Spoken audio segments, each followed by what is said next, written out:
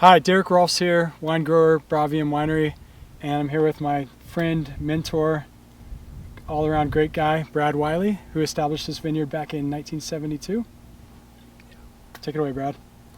So a little historical background, would that be good? Yep. Yeah. Well, I arrived here from the city, meaning San Francisco, in 1971 when I bought this place and spent a year trying to figure out exactly the right varieties to plant in this pioneering grape-growing Anderson Valley region. And I planted my first grapes in 1972. And it was a block of Chardonnay on 5 acres was all I could afford. I had to build this vineyard. In increments when I had enough money to pay for the cost of adding 5 acres here, 3 acres there, which was a great opportunity for me to explore, practically speaking, the microclimate in Anderson Valley. And that is, what is the appropriate variety to plant at this end of the valley? Because Anderson Valley is a very complex ecosystem. The temperature difference between here and the other end, 15 miles away, is as much as 8 degrees. So there's difficult choices to make about varieties stretched over each mile. 1976, I planted the first grapes that have actually survived until today. And more specifically, I'm speaking of the Riesling. That my vineyard site is arguably the coolest site in all of Anderson Valley, with the ocean only 10 miles away to assure cool nights, and only warm days even on the hottest days in Boonville, and then over in Ukiah in the Region 3 Ukiah Valley. So arguably one of the best choices I ever made about varietal selection was Riesling. And you also grow a little bit of Pinot though here too. Yeah. 20 plus acres. So the lion's share of the grapes are Pinot. Eventually that became the case, but what I wanted to point out with this particular story was that Riesling was my first really good varietal choice, and this is a perfect climate. It's a long growing season. When we finally picked the grapes in October, and even one time on election day on a cool year. Even on election day, the fruit is fully ripe, and the alcohol levels are always less than 12%, so that the delicate character and complex character of the Riesling grape is always apparent. With regard to the Pinot Noir, after the Chardonnay experience, which ripens later, I thought, I think this is Pinot Noir country down here at the north end of our valley. And I planted my first vines.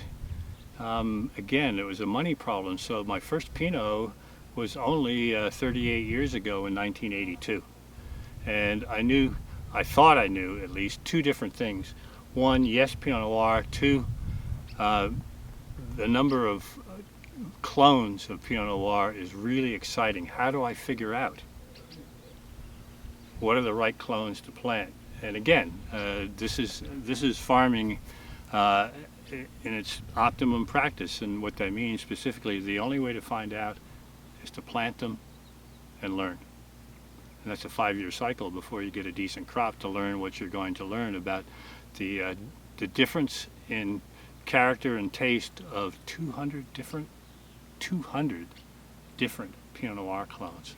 That's an enormous encyclopedia to work from. This particular vineyard has 8 different clones right now, maybe 9.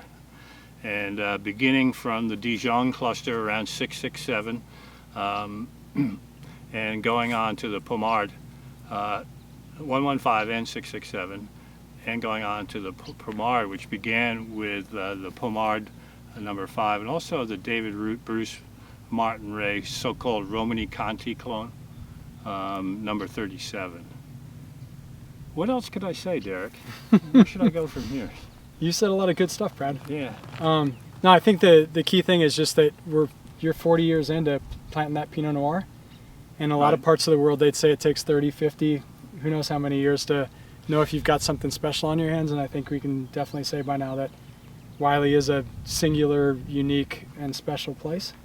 Well, And you also hit the character of the vineyard and the wines on the head, which is we get ripeness at low alcohol, low bricks, low alcohol levels, and so it allows for elegance and subtlety and nuance and complexity. You know, that would be hard to achieve even just on the other side of the valley. So this is a special place in California, a special place in Mendocino, and a special place in Anderson Valley. Yeah, it really is. I always claim, and this is to protect my own brand and product, that this is the perfect climate here.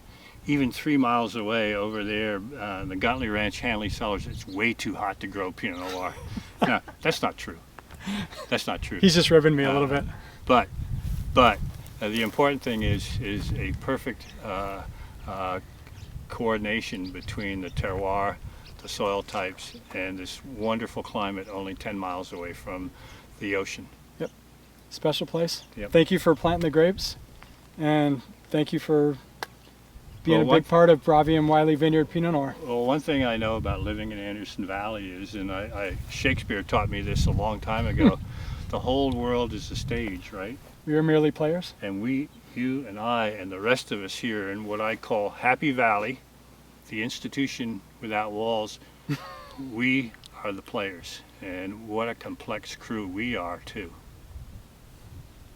Cheers.